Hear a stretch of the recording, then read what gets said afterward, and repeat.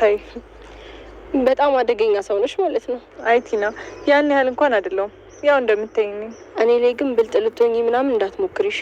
አትጨነቂ ቲና፣ አንቺ ብቻ የእናቴ መታከሚያ ወጪ ሸፍኝልኝ። ሌላውን ለኔ ተይው። ችግር የለውም።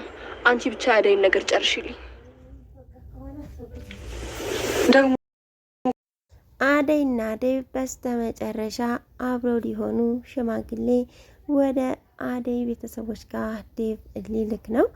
ዴቭ እንግዲህ በምላሹ ምን አይነት መልስ ይሰጠዋል የሚለውን አብረን የምናየው ይሆናል።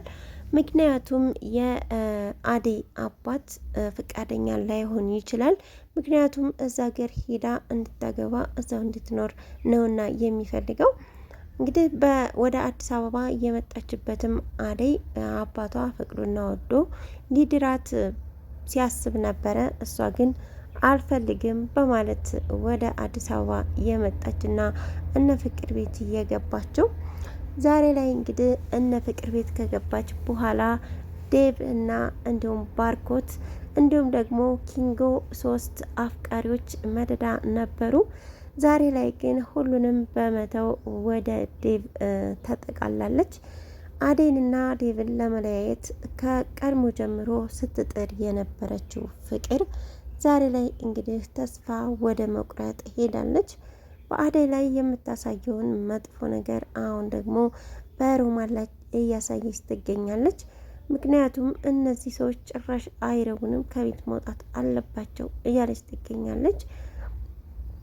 ፍቅር እንግዲህ ከቀድሞ ጀምሮ የዴቭ እንደውም የሆነ ጊዜ ላይ ዴቭ ከአደይ ጋር በተጣላበት ሰዓት አደይን ለማስቀናት ብሎ ዴቭ ፍቅርን ለመቅረብ ሞክሮ ነበረ። ነገር ግን ያም ሆኖ በቃ ደስ የሚል ህይወት ይሆንልህ በማለት አደይ ፈቅዳለት ነበር።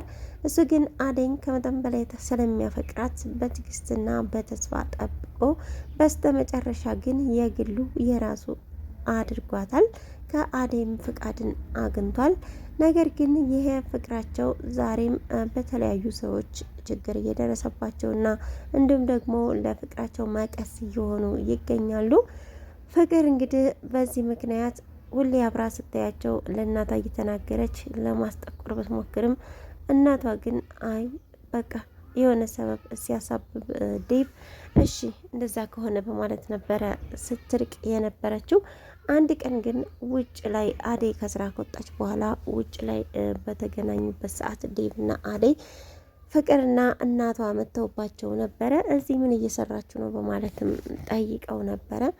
አይ አደይን እኮ ልሸኛት መጥቼ ነው በማለት ዴቭ እንግዲህ እሺ በቃ እንዳላችሁ ይሁን በማለት የፍቅር እናት ሄዳ ነበር። ምን ነው እማዬ ዝም ታያቸዋለሽ እንዴ በማለት ብትናገርም አይ በቃ ታያቸው እንደፈለጋቸው ይሁኑ በማለት ነበር ትተዋቸው የሄዱት። በዚህ እንግዲህ ፍቅር እጅግ በጣም አዝናና ተበሳጭታ ነበረ። ሲመለሱም ደግሞ እዛው ቦታ ላይ አደይንና ዴቭን ያገኟቸዋል። አየሻቸው ማሚ ስነግርሽ እኮ አንቺ አትሰሚም፣ ስንሄድ የተቀመጡ ይኸው አሁንም አሉ በማለት ነበረ የተናገረችው። እንዴ ምን ሆናችሁ ነው እስካሁን አልሄዳችሁም ወይ በማለት የፍቅር እናት ጠይቃ ነበረ። አያው የሆነ ወሬ እኮ ይዘን በማለት እንግዲህ ዴቭ አስተባብሏል። ነገር ግን በስተመጨረሻ በልና እንሂድ ተብሎ ዴቭ ወደ ቤቱ ሄደዋል። እነ ፍቅር ቤት በነበረችበት ሰዓት ብዙ ድብብቆሽ ነበሩ። ምክንያቱም እትዬ እንዳታይን የሚል ስጋት ነበራቸው። ቀለበቱን እንኳ እነሱን ልብ አላሉትም እንጂ ከፍቅር ውጪ ያየው ሰው የለም። ፍቅርም እንግዲህ ቀለበቱን አውርቂ እስከ ማለት ድረስ ደርሳ ነበረ። ምን ያክል ግን ዴቭን ብታፈቅረው ነው ደግሞ የምታፈቅሩት ሰው እፊታችሁ ሌላ ጓደኛ ሲይዝ እጅግ በጣም ያናድዳል። ፍቅርም እንግዲህ ክፉ የሆነችበት ምክንያት በፍቅር ምክንያት ነው እና ያን ያክል ልንፈርድባት አይገባም። ነገር ግን አንዴ ካልሆነ ተስፋ መቁረጥን እመኛለሁ። እሷ ግን ተስፋ ልትቆርጥ አልቻለችም። ዴቭም እንግዲህ ለቤተሰቦቹ ለመናገር ፈርቶ ነበር። አሁን ላይ ግን ነገሮች እየገፋፉት ይገኛሉ። አሁን ደግሞ ቤዛና ቲና ናቸው። ቤዛና ቲና እንግዲህ ዴቭንና አደይን ለመለያየት ብዙ ቀዳዳችን እያበጁ ይገኛሉ። አሁን ላይ ባርኮት አደይን የሚያወራት መስሎት ዴቭ ስጋት ላይ ነው። ይህ ደግሞ ያው ፍቅር እንዲጨምር ያደርጋል። ትንሽ የቅናት ስሜትን ይፈጥራል። አደይን የማውቀው ነገር የለም ብትልም ዴቭ ግን ተጠራጥሮ ነበረ። በስተመጨረሻ ግን ቲናን ነው አንቺ ነሽ አይደል ይሄን ሁሉ ነገር ያደረግሽው በማለት ለማነቅና እንዲሁም ደግሞ እስከ መምታት ደርሶ ነበር።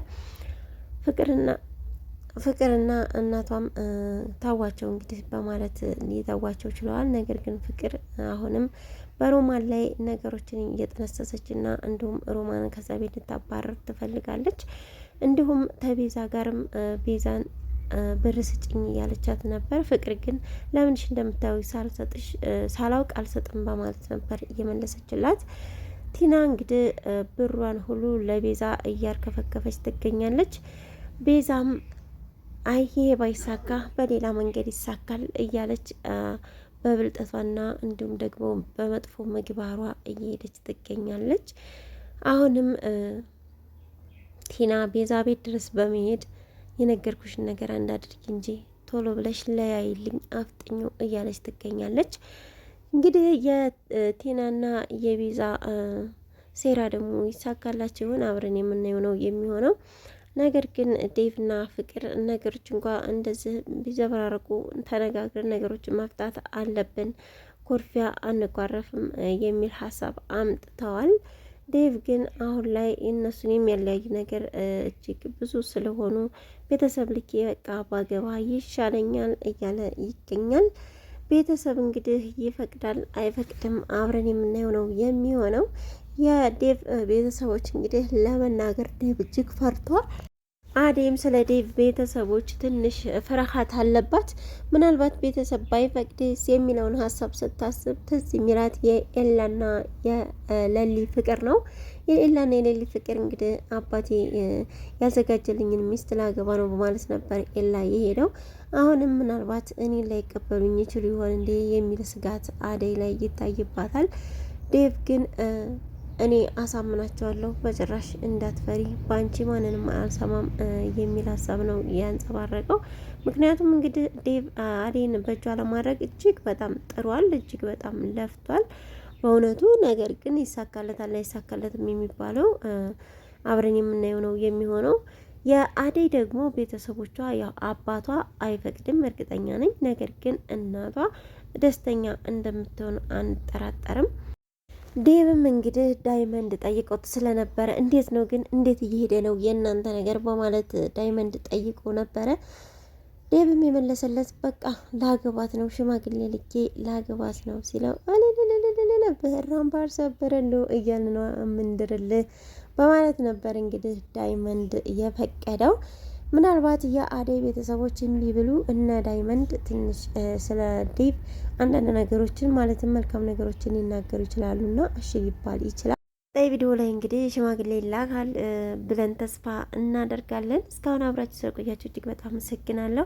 ለቻናሉ አዲስ ከሆናችሁ ሰብስክራይብ፣ ላይክ፣ ሼር እያደረጋችሁ አበረታቱኝ። አብራችሁኝ ቆዩ። እንዲሁም ደግሞ ሀሳብ አስተያየታችሁን በኮሜንት አስቀምጡልኝ። ሰላም ለሀገራችን፣ ሰላም ለሕዝባችን። በያላችሁበት መልካም ጊዜ